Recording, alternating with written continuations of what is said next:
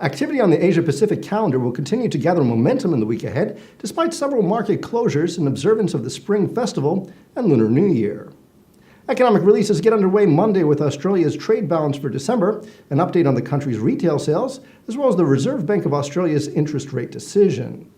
The RBA in early December had elected to leave its cash rate unchanged at 1.5% amid slowing Chinese and global growth, which it says has stemmed in part from ongoing trade tensions.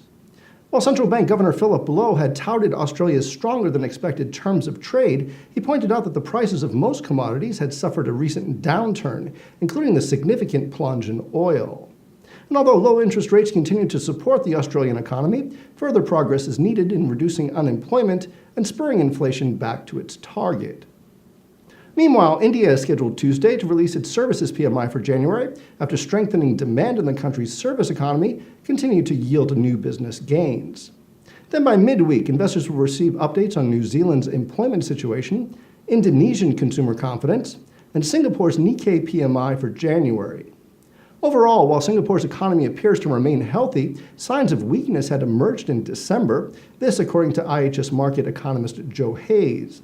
Hayes had highlighted that despite the darker numbers in December, survey data point to a robust annual GDP expansion for Singapore of around 4%.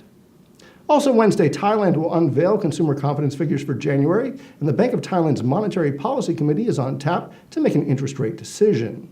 Thailand's central bank will be joined on Thursday by a decision from the Reserve Bank of India, and the RBA is also slated to release its policy statement. Elsewhere, several stock exchanges will be closed in the week ahead for an extended period, including a 5-day closure beginning Tuesday for Shanghai, Shenzhen, and Taiwan in celebration of the Spring Festival. South Korea's stock exchange will close its doors on the 4th through the 6th for Solal Day, the Korean Lunar New Year, and Hong Kong will be out from the 5th through the 7th for its Lunar New Year.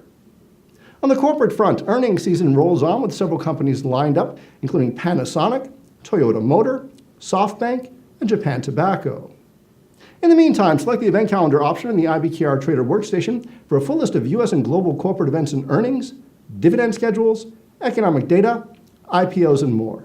I'm Steven Levine for Interactive Brokers, asking you to enjoy the week ahead, and for those celebrating in the region, we're wishing you a very happy New Year.